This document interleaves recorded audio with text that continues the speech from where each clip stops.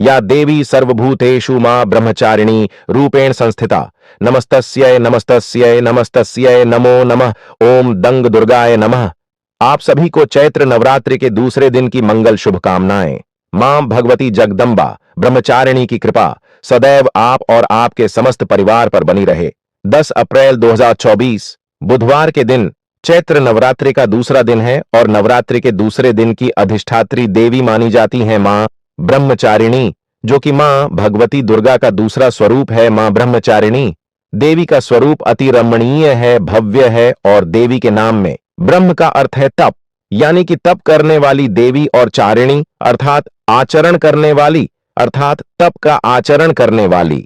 तो माता का एक नाम तपस्चारिणी भी है, क्योंकि नारद जी के कहने पर इन्होंने कई हजारों वर्षों तक भगवान शिव के लिए तपस्या की थी और तपों में आचरण करने के फल स्वरूप इनका नाम पड़ गया ब्रह्मचारिणी। और आज की वीडियो में आप जानेंगे कि मां ब्रह्मचारिणी की पूजा विधि क्या है। नवरात्रि के दूसरे दिन मां भगवती ब्रह्मचारिणी को हमें कौन सी वस्तुएं अर्पित करनी चाहिए, किस चीज का भोग लगाना चाहिए, कौन से पुष्प अर्पित करनी चाहिए, किस चीज का भोग लगाना चाहिए, कौन से पुष्प अर्पित करने चाहिए और किस रंग के वस्त्र धारण करके मां ब्रह्मचारिणी की आराधना करनी चाहिए।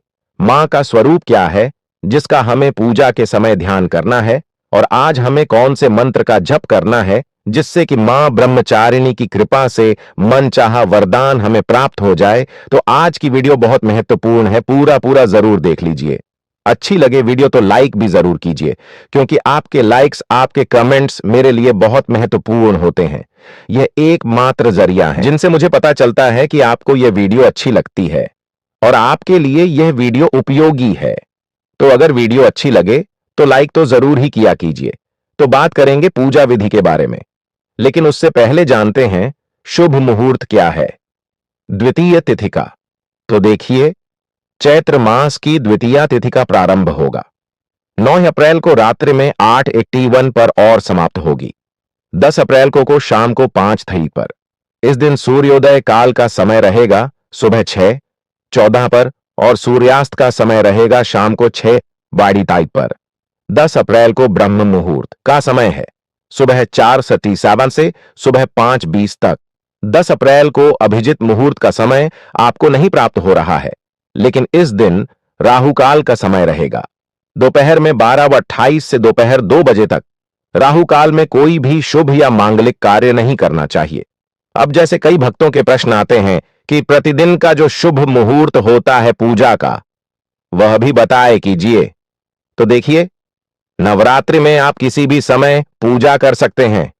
सुबह भी पूजा कर सकते हैं, शाम को भी पूजा कर सकते हैं, रात्रि में भी पूजा कर सकते हैं, क्योंकि देखिए, नवरात्रि का अर्थ होता है 9 रातें जो मां भगवती जगदंबा को समर्पित होती हैं। अब आप चाहे तो अगर कोई विशेष पूजा है, आपकी कोई सिद्धि पाना चाहते हैं या कोई भी ऐसी कामना जिसके लिए आप प्रयास कर रहे हैं और बहुत समय से आपको सफलता नहीं मिल रही है, तो ऐसे में अगर आप रात्रि में पूजा करते हैं मां दुर्गा की, तो उसका फल आपको जल्दी मिल जाता है।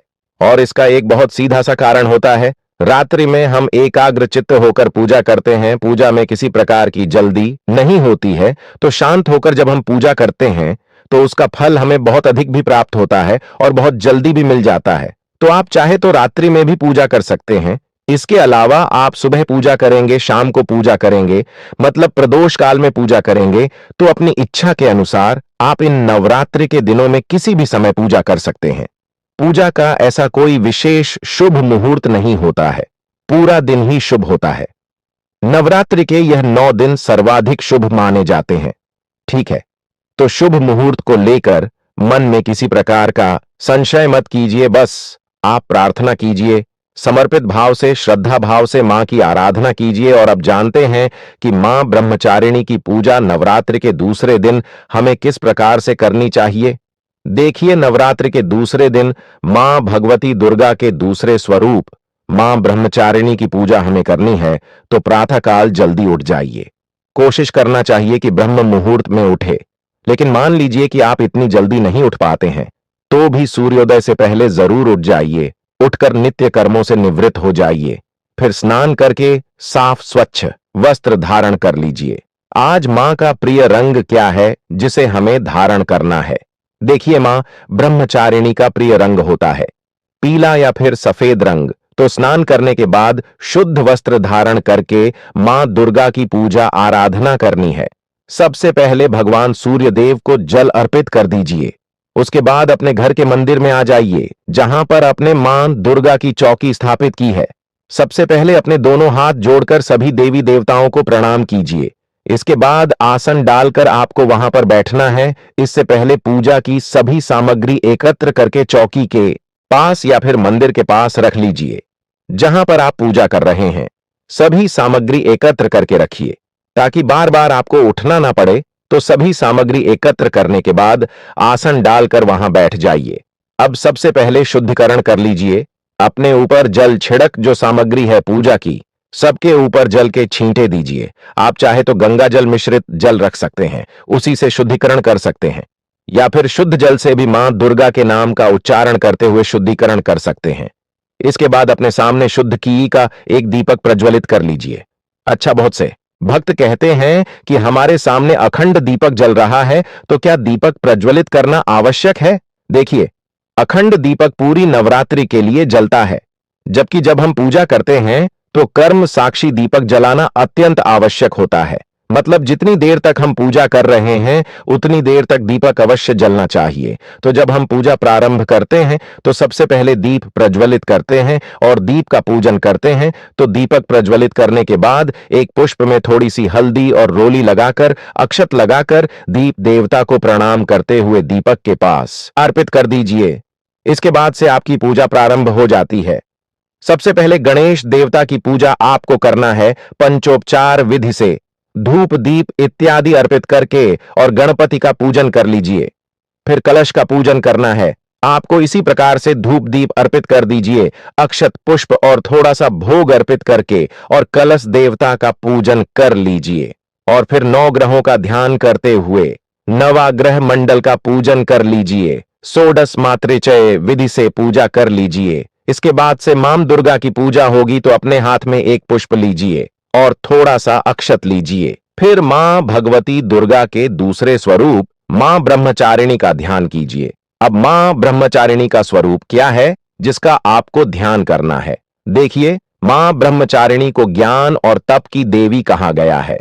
ब्रह्म का मतलब होता है तपस्या और चारिणी का अर्थ होता है आचरण करने वाली। तो इस तरह से ब्रह्मचारिणी का अर्थ होता है तप का आचरण करने वाली। तो मां ब्रह्मचारिणी के दाहिने हाथ में मंत्र जपने की माला है और बाएं हाथ में कमंडल है। मान्यता है कि जो भी भक्त सच्चे मन से मां ब्रह्मचारिणी की पूजा करते हैं उन्हें धैर्य के साथ ज्ञान की भी प्राप्ति होती है। तो मां भगवती दुर्गा के इसी स्वरूप का आपको ध्यान करना है। और मां का ध्यान करते समय आपको मंत्र कौन सा जपना है? देखिए, मां का बीज मंत्र है ह्रीम श्रीम अंबिका नमः, ह्रीम श्रीम अंबिका नमः।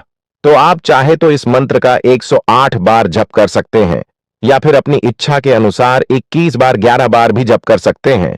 अगला मंत्र है या देवी सर्वभूतेषु मां ब्रह्मचारिणी रूपेण संस्थिता नमस्तस्यै नमस्तस्यै नमस्तस्यै नमो नमः। इस मंत्र के द्वारा भी आप मां की पूजा कर सकते हैं।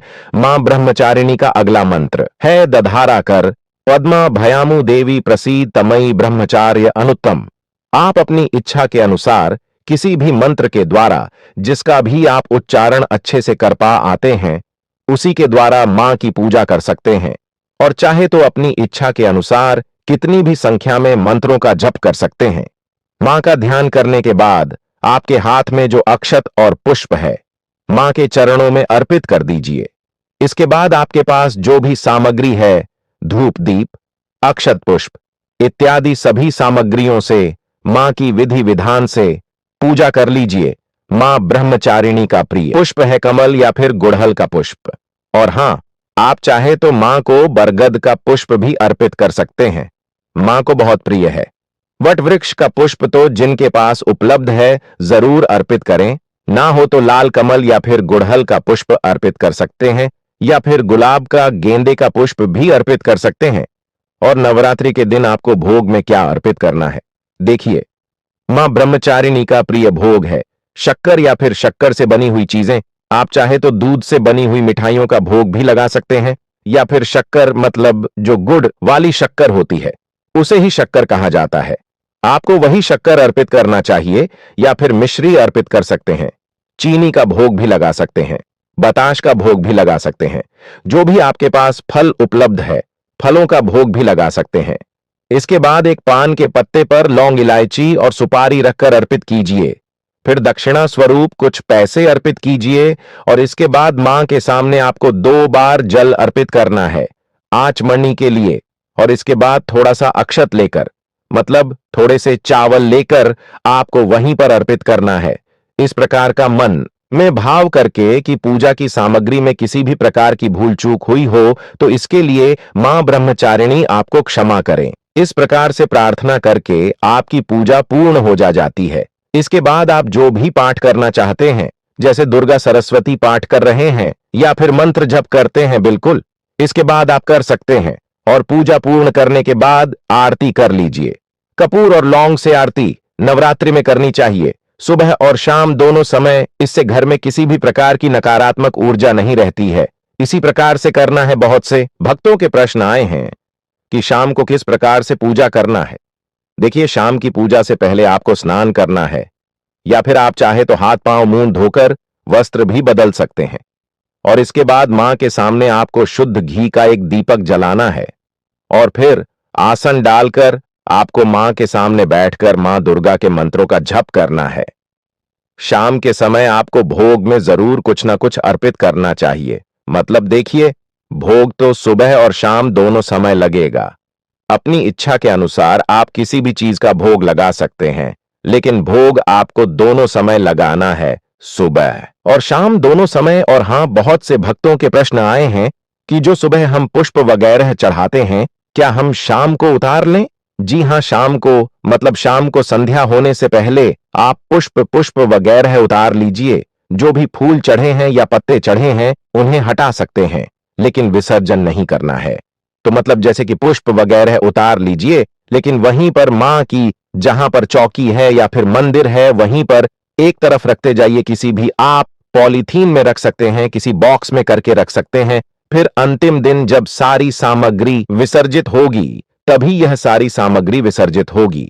लेकिन सुबह के चढ़े हुए पुष्प आप शाम को उतार लीजिए, फिर दूसरे पुष्प चढ़ा दीजिए। मतलब सुबह शाम पूजा आप कर रहे हैं, तो अगर आपको पुष्प दोनों समय मिल जाते हैं तो दोनों समय चढ़ाने का प्रयास कीजिए। और हां, अगर पुष्प नहीं भी मिलते हैं तब भी सुबह के चढ़े हुए पुष्प अगर मुरझा गए हैं तो उन्हें उतार लीजिए शाम के समय। अब जैसे कि शाम को पूजा क्या करना है, देखिए, शाम की पूजा में हम मंत्रों का जप करते हैं। मतलब सुबह जल्दी जल्दी में सारी पूजा नहीं हो पाती है, तो जो मंत्र आप नहीं जप पाते हैं सुबह शाम के समय जप लीजिए। शाम को अगर आप सप्तशती का पाठ करना चाहते हैं तो शाम को कर सकते हैं।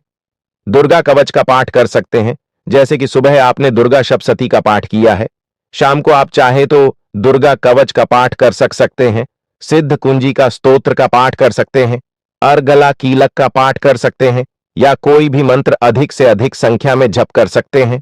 अगर आप मंत्र नहीं भी जपना चाहते हैं तब भी शाम के समय धूप दीप जलाकर मां की पूजा कर लीजिए, भोग लगा लीजिए और आरती जरूर कर लीजिए। इतना आपको नियम पूर्वक दोनों समय करने हैं, सुबह और शाम दोनों समय। तो उम्मीद करता हूं यह वीडियो आपके लिए उपयोगी होगी। अच्छी लगी हो वीडियो तो लाइक कीजिए, शेयर कीजिए। चैनल पर पहली बार आए हैं तो सब्सक्राइब करके बेल आइकन को जरूर प्रेस कर लीजिए। इससे यह होगा कि इस चैनल पर जो भी वीडियो अपलोड होंगी उनकी नोटिफिकेशन आपको सही समय पर प्राप्त होगी। मिलता हूं मैं आपसे अगली वीडियो में, तब तक के लिए नमस्कार।